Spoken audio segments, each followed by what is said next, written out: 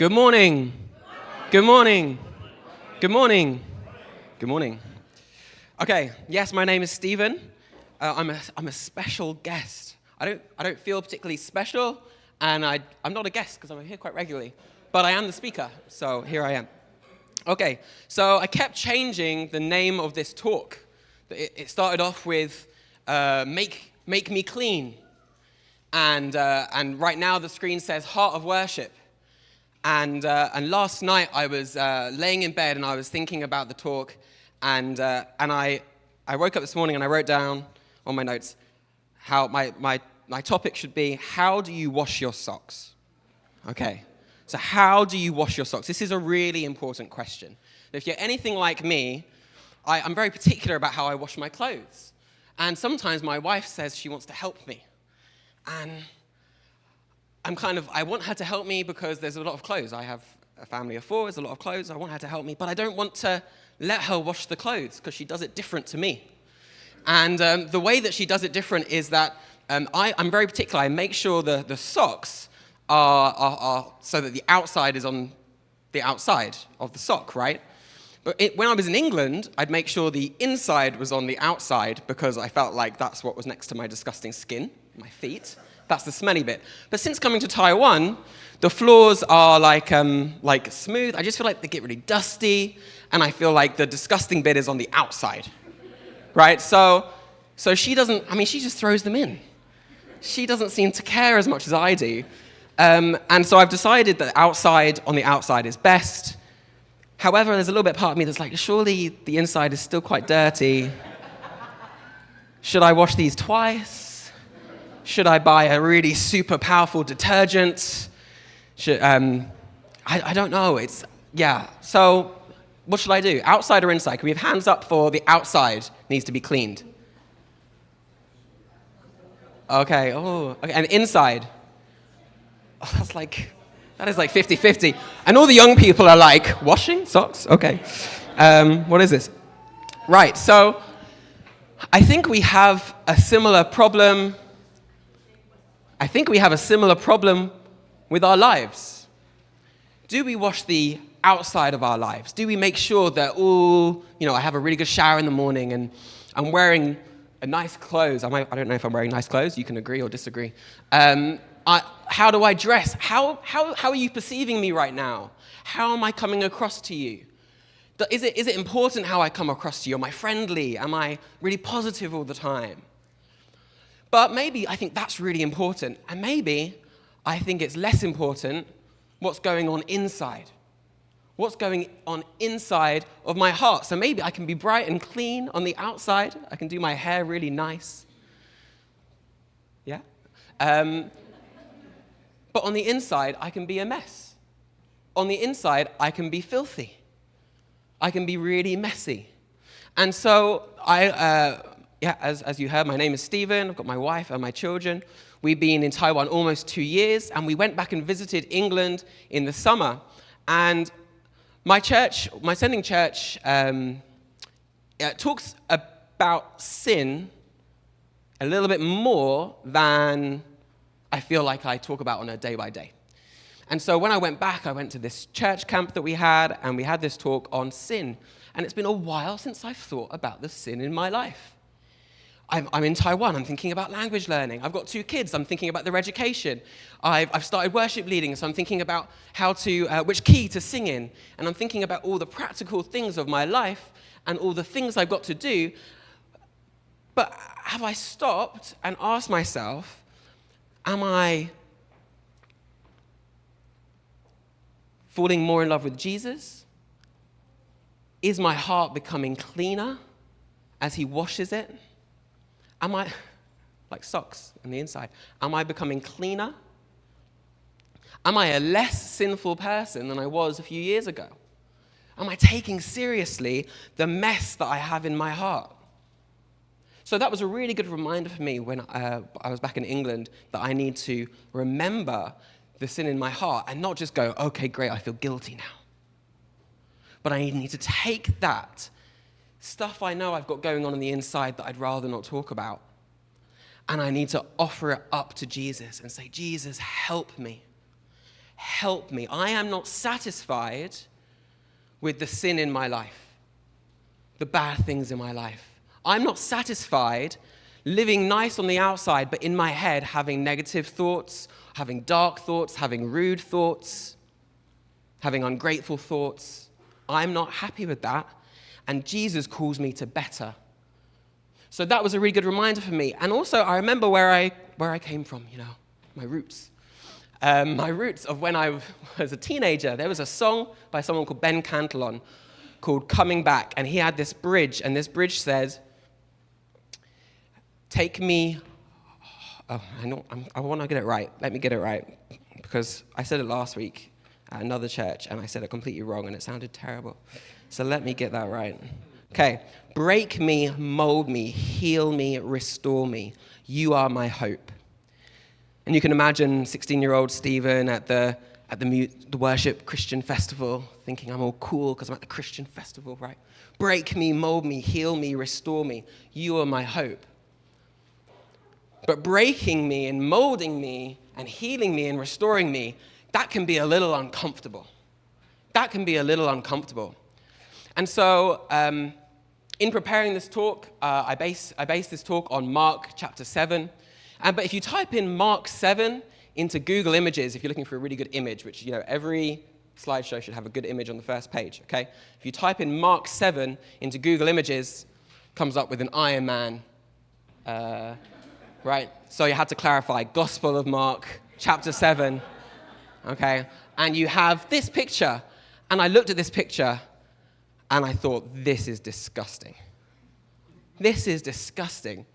If anyone comes near me and starts to try to put their fingers in my mouth, I'd probably leave the church, if I'm honest. Don't try it, okay? I'm not going to cope well with that. I'd feel pretty uncomfortable. I would feel pretty grossed out. I'd feel pretty uncomfortable if anyone tried to come near me and put their fingers in my mouth. Especially if they didn't ask permission. I mean, even if they asked permission, I don't know. I can't imagine any scenario. Okay, maybe one. Maybe if I was back in the day, Jesus, I'd heard about him coming, I knew he was a healer, and I was desperate to be healed. Maybe I could deal with someone, because maybe if I was so desperate for healing, maybe if I was so desperate for a changed life, I would, on the off chance that it would work, let him put his fingers in my mouth. How desperate would we need to be so grossed out? So as we are thinking about what it means to follow Jesus, we have to ask the question of how uncomfortable are we willing to allow it to be? How willing are we going to allow it to be? Let's get straight into the sermon. So if you've got Bibles, that's great, but I do have it on the screen. We're at Mark, Gospel of Mark, chapter 7, okay? The Pharisees and some of the teachers of the law who had come from Jerusalem gathered around Jesus and saw some of his disciples eating food with hands that were defiled, that is, unwashed. The Pharisees and all the Jews do not eat unless they give their hands a ceremonial washing, holding to the tradition of the elders. When they come from the marketplace, they do not eat unless they wash, and they observe many other traditions, such as the washing of cups, pitchers, and kettles. That's useful information. Okay, so you've got Pharisees, you've got disciples. I put it in bold because that's what I want to draw your attention to. Okay? So the Pharisees, if you look at, if you're trying to be clever and you look at the Greek and the root word, Pharisees is to do with trying to be separate.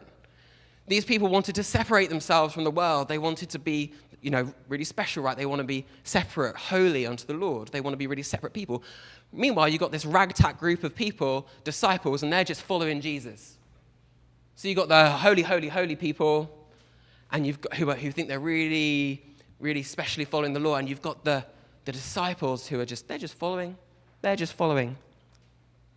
And I think we kind of often see that with the way that we approach our Christianity. Maybe you take it really, really seriously, and you do everything to the perfect detail. You get up at 5, and from 5 to 5:15, you're there on your knees, you're praying from this time to this time, and you're trying to follow all these kind of rules of what it means to be a Christian. You would not let a drop of alcohol touch your lips. I'm not saying these things are bad, but maybe you're just really particular. That's what I want to draw your attention to, that you're really particular about these things.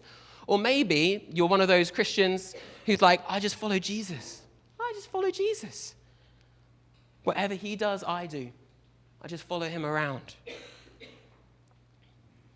So I'm trying to suggest that there are two types of people. I can want to be like that. Sometimes I can be really attracted to the people who try and do everything right.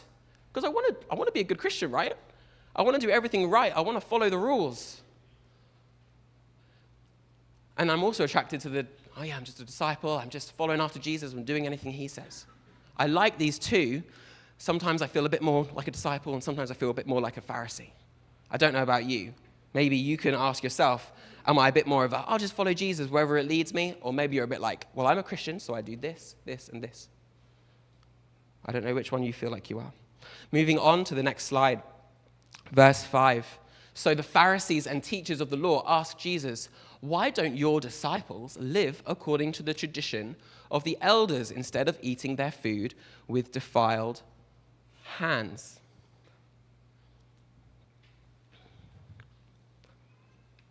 So the Pharisees come along and say, why don't you do this? And if we're trying to follow Jesus, there are going to be lots of people that say to you, why won't you do this? Why don't you do that? Why don't you never drink anything? You might have that extreme side, like I have people say to me, I remember working in a hospital and I was talking to a very Pentecostal lady. I was telling her I was a Christian, and somehow it came up that I drank alcohol, and she just said, you're not a Christian then.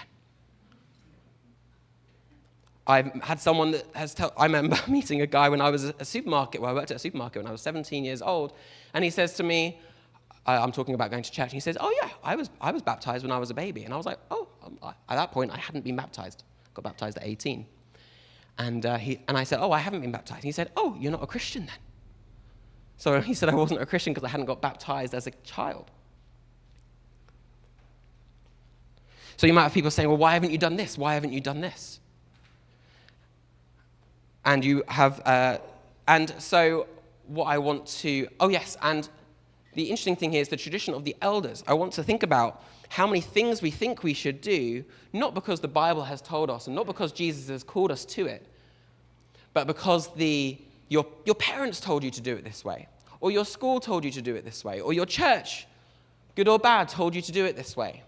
How many things that we do are because someone has told us to do them instead of whether it's really in line with what Jesus wants for us?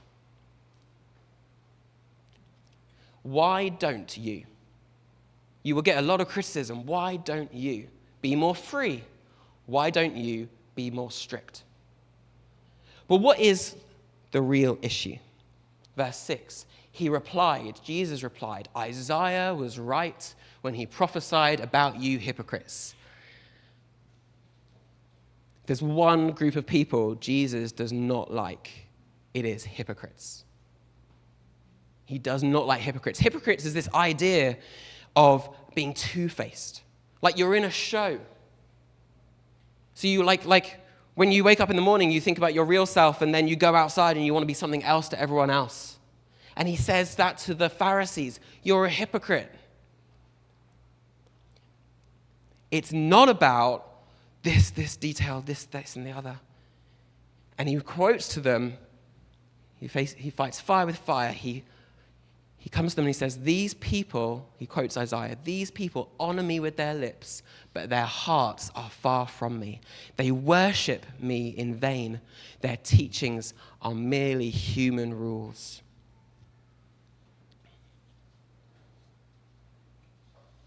They do all these things. Maybe you can say, I do all these things. Stephen, I do all these things. You don't know how many Bible chapters I read in one day. I read so many. You don't know how much I serve. You don't know how much I do. That's fine. It's all good stuff. But is your heart close to Jesus? The important thing is not about the outside. It's about, is your heart close to Jesus? Would Jesus say to you, you honor me with your lips, you honor me with your actions, but your hearts are far from me?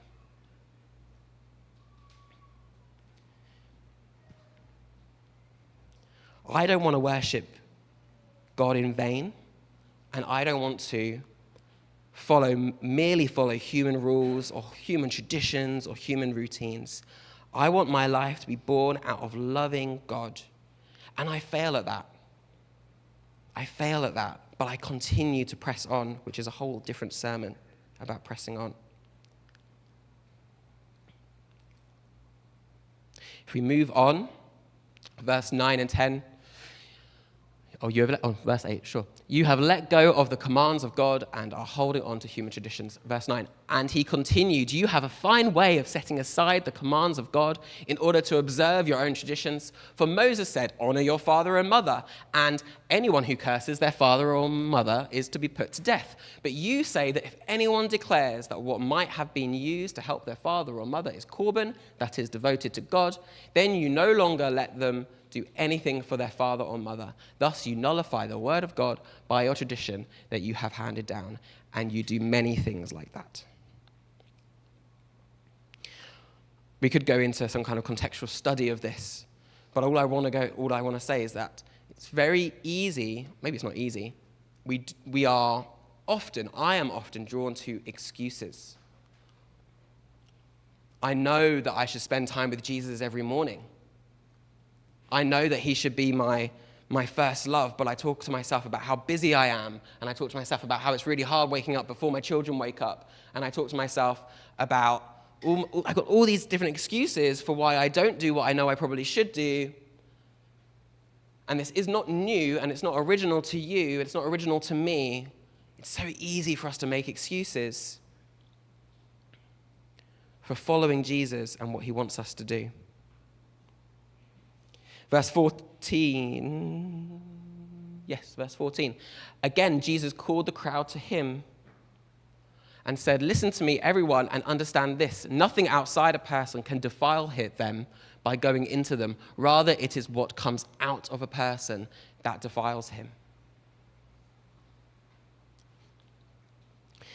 I've got a quote on the next slide that says, can you switch to the next slide? Although it may not seem so now, this passage, when it was first spoken, was well nigh the most revolutionary passage in the New Testament. Because nothing outside a person, you can go back to the previous slide, nothing outside a person can defile them by going into them. Rather, it is what comes out of a person that defiles them. So I have all these excuses for why I've not got time, or people are against me, or people make my life hard, or the world is a really bad place. And God's answer to these issues that we all have, these excuses for not loving Jesus the way we should, is no, don't blame your situation, don't blame the rules, don't blame your church, don't blame your capacity. It's your heart. It's your heart. What comes out of the heart, as we'll go on to see, lots of different things come out of the heart, but we blame the outside instead of recognizing that it's what comes from the inside that is filthy. In the same way as if I have a sock that I've worn all day walking around Taipei and you smell the inside, it's going to be disgusting and it's going to be gross. In the same way, if you just look at my heart, it's not going to be particularly pleasant.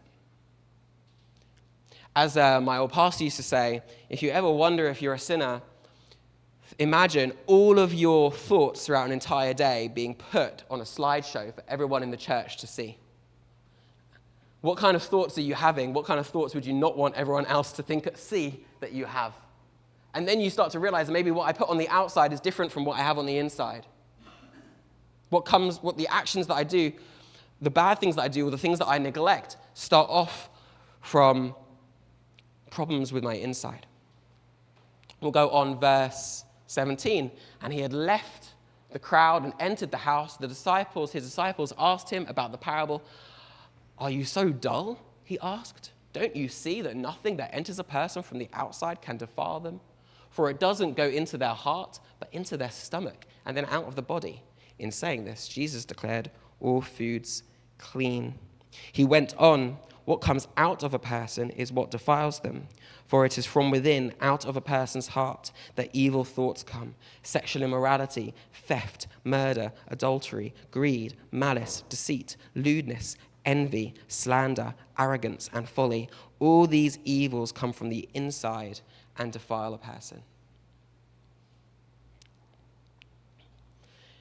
Now, theologically, we know that we can eat certain foods now that the Jewish people traditionally could not. But that's not what I want to draw our attention to today. What I want to draw our attention to is we have a heart problem. We have a heart problem. Out of my heart comes sexual immorality, theft, murder, adultery, greed, malice, deceit, lewdness, envy, slander, arrogance, and folly. Out of my heart. And I'd be willing to bet quite a lot of money out of your heart.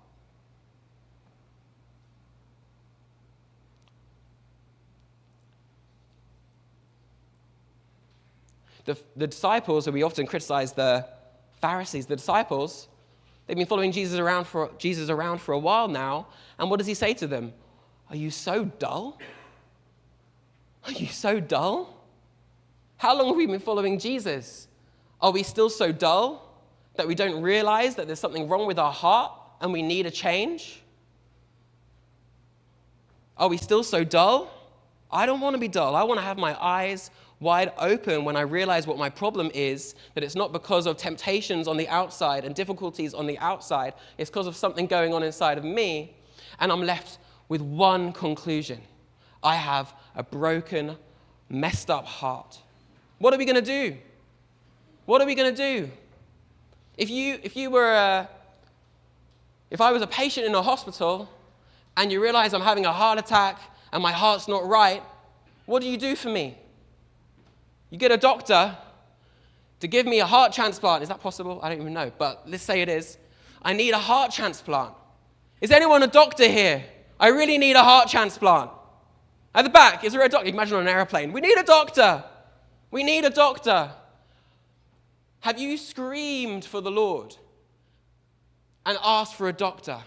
Jesus is called, we say, the great physician, but I've never really heard anyone, maybe an American, say physician, but in England we never say physician, we say doctor, right? We need a doctor, and Jesus is called the great doctor. When they said to Jesus, why are you hanging out with all these bad people? And he's like, well, actually, I'm paraphrasing. He didn't say it like this. He said, I'm going to hang out with people who know they need a doctor. He is not going to hang out with the people that think they're fine. He can't help someone if they think they're fine. Imagine going to the doctor. Oh, are you all right today? Yeah, everything's fine. How are you? We don't do that. We know we need a doctor. We know we've got a broken heart. We know we've got a problem. And we need to run, scream our way, make sure we are seen by the great doctor. Are you desperate? Am I desperate? And this is what I realized when I went back to England and I heard this sermon on sin. I realized I become too complacent. I become apathetic to my sin. And whilst, I have a theology that I won't be perfect now until I see him face to face and I am made new, I do believe that there's a reason I'm still here, and it's not just to save the people out there, but it's also for the Lord to continue to change my heart. He's renewing me, he's changing me, he's sanctifying me. I need to continually give myself over to the good doctor. You wouldn't just go and have a heart transplant and then not keep going back to the doctor for regular checkups. Maybe you think, no, I've had the heart transplant. I've been baptized, I've been made new. Keep going back. Keep going back for your checkup. Keep going back for your checkup. It is so important that we keep our eyes fixed on Jesus. We know that he is not happy with the sin in our heart. And when we feel it, when we see it, when it turns its ugly head, when the devil reminds us that it's there, we say, God, I need you. Help me. Change me again. I need your spirit to renew me. I need you to heal me of my sin and change my heart.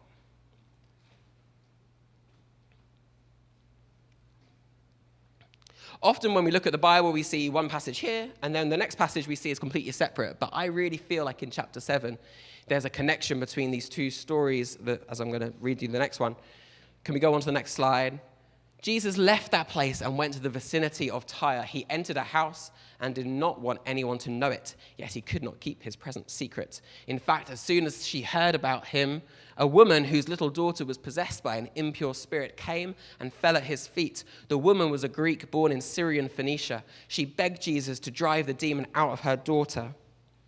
First, let the children eat all they want, he told her, for it is not right to take the children's bread and toss it to the dogs.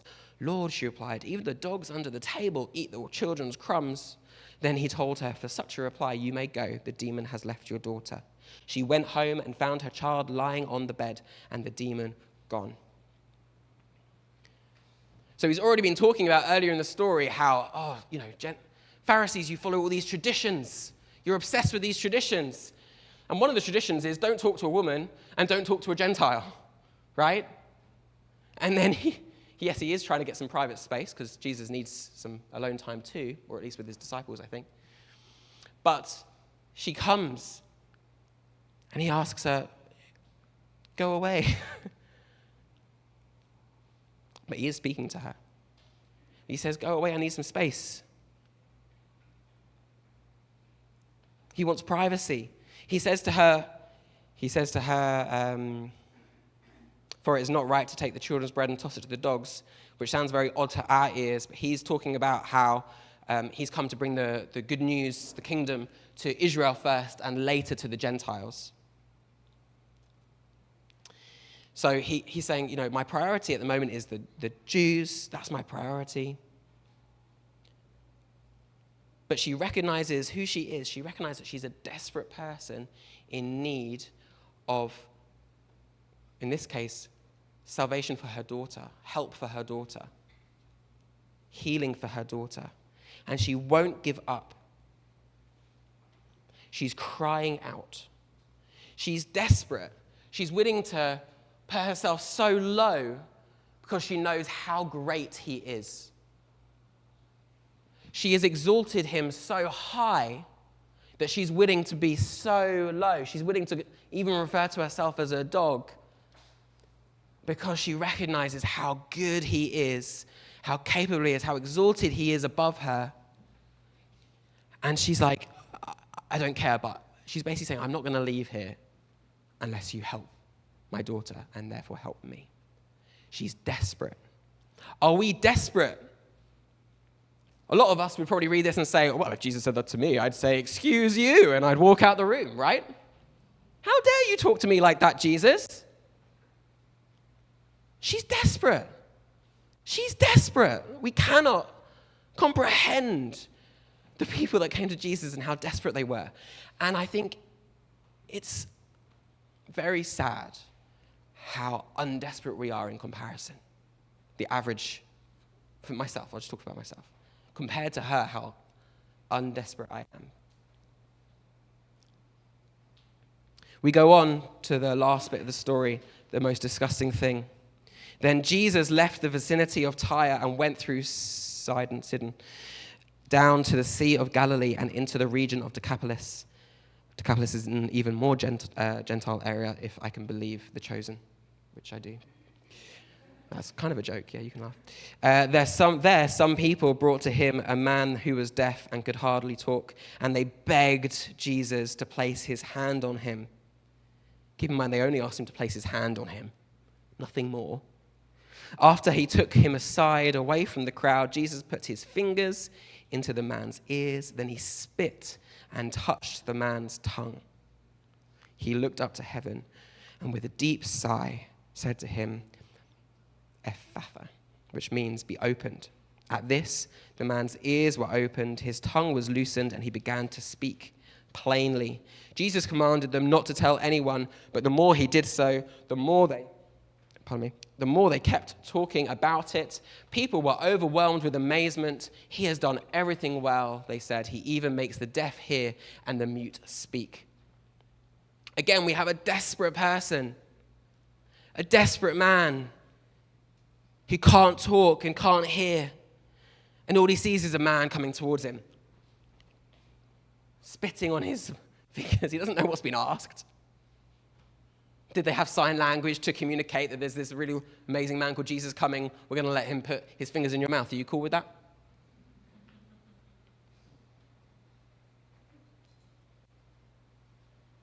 I don't know what he thought. It doesn't say. But they were desperate. They were desperate for their friend to experience this healing. They were desperate. Why are we here? Why have we come today? Do we come to worship Jesus? When we say worship, we often just think playing a guitar and singing, "How great is our God," or something like that. And that's an element of it. That's singing worship. And we could do a teaching on it. I was teaching on the Song of Moses. I think it's Exodus 15. It's great, amazing how people burst into song when they hear about the victory of Jesus. Yes and amen. We should sing and worship Jesus. And even I did it. Sing and praise Jesus, maybe I should say, right? Praise is what we're doing. But worship is, as I'm sure you've heard, it's more than just singing. It's your entire life. But it's not just your entire life. It's your heart position towards Jesus. When we realize we need help and we're crying out for help, where do we look?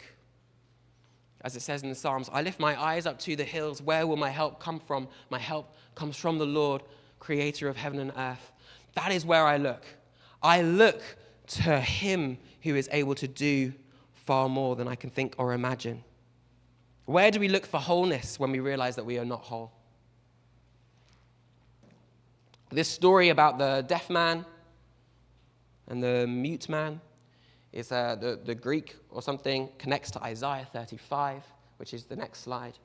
It says, then the eyes of the blind shall be opened, and the ears of the deaf shall be unstopped, and the lame shall leap like a deer, and the tongue of the dumb sing, for waters shall burst forth in the wilderness, and streams in the desert. Is that how you feel your life is? Is that how Jesus has changed you? Do you feel like your eyes have been opened? Do you feel like your ears have popped and you can hear? Do you feel like, I've got so much energy, I could dance around the stage, I can do all sorts of things, right? Do you feel like you can sing and not care how you sound because you want to worship Jesus for the good things that he's doing, praise Jesus for the good things you're doing, because of the worship that's in your heart and the desire you have for him? For waters shall burst forth in the wilderness and streams in the desert. Are the waters flowing?